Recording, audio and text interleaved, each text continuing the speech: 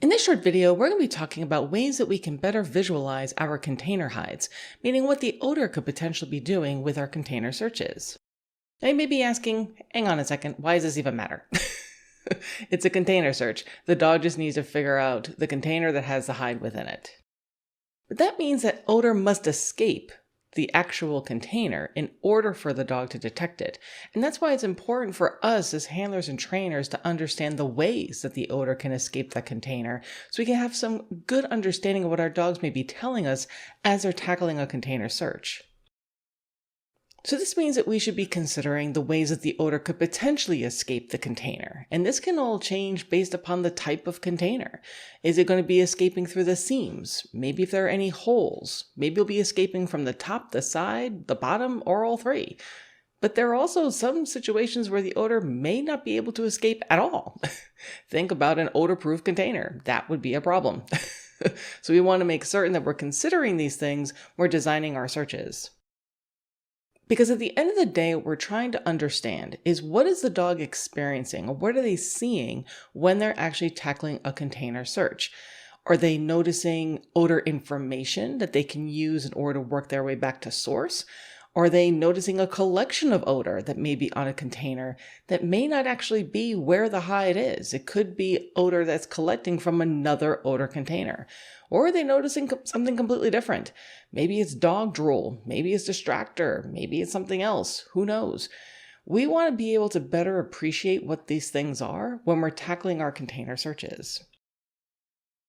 So with that in mind, I'm very delighted to be able to share this excerpt from the absolutely spectacular webinar that Dana Zinn put together for us, the All About the Box, a detailed look at container searches webinar.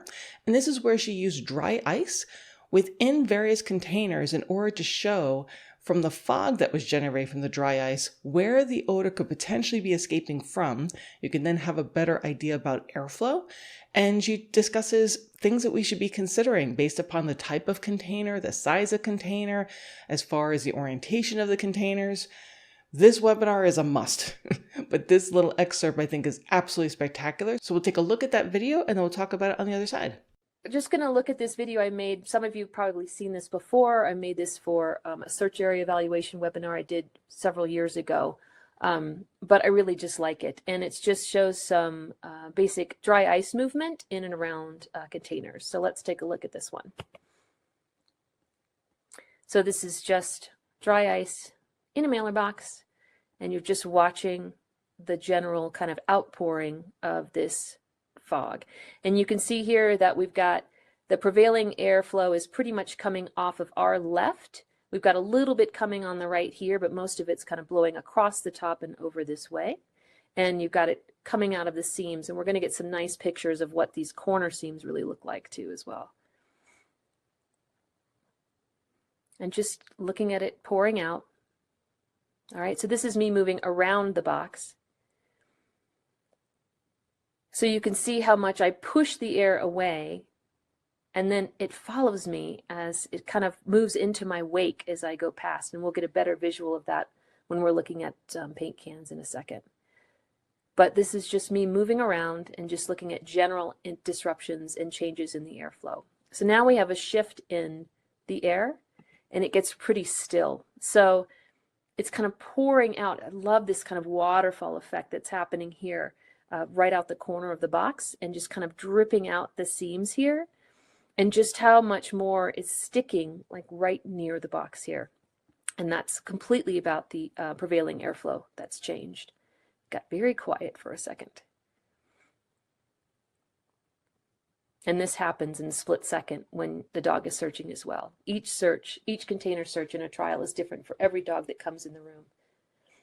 All right, here we've got our plastic toolbox. So here you can see all of these lovely holes and seams that this dry ice is kind of pouring out of. Mainly around the handle here, the latch here. You've got some peeking out the seams, and then look at this pool right here that's happening right here behind the handle. Lots of, you can see why you don't really need to put holes in these boxes, how much air is escaping just through the seams and where the handle and the latch are. Tons of availability in odor, at least airflow here. And again, just prevailing It's mostly coming off. Once it comes off the box, it's mostly coming off to this side. So here's our paint can. So because you have the size, right, it's like a cylinder, it's got this, it's taller, and you have the holes kind of where they are on the top. It's just, you can just looks like a volcano. It's just a chimney. It's how it's coming up, and how much higher that odor is being pushed up, and it falls very differently around the container.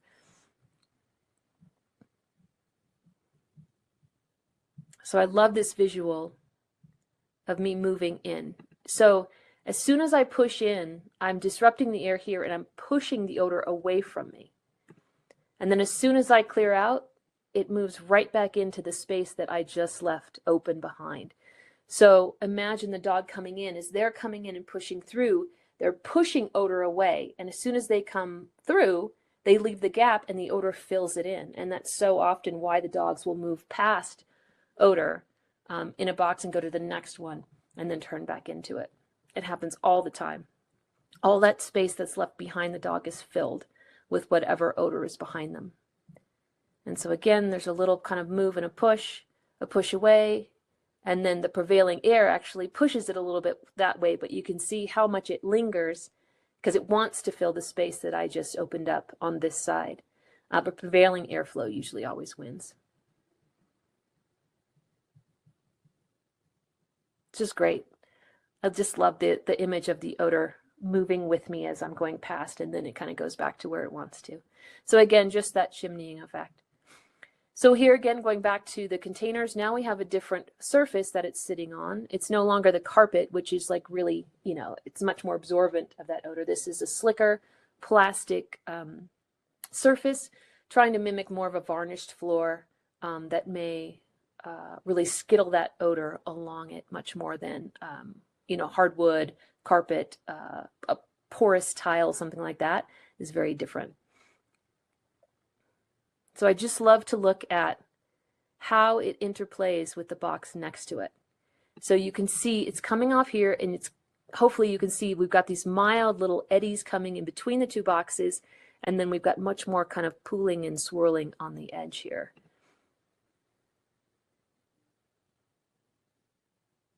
Now I'm just opening up the space, and look how that changes the flow here. The air, by opening up this space, I mean, it's almost like it's just, we've doubled the velocity of this coming out now. It's really cool. And I got all excited because I added a box here, and you can see this swirling of the airflow here. And it's just what odor does.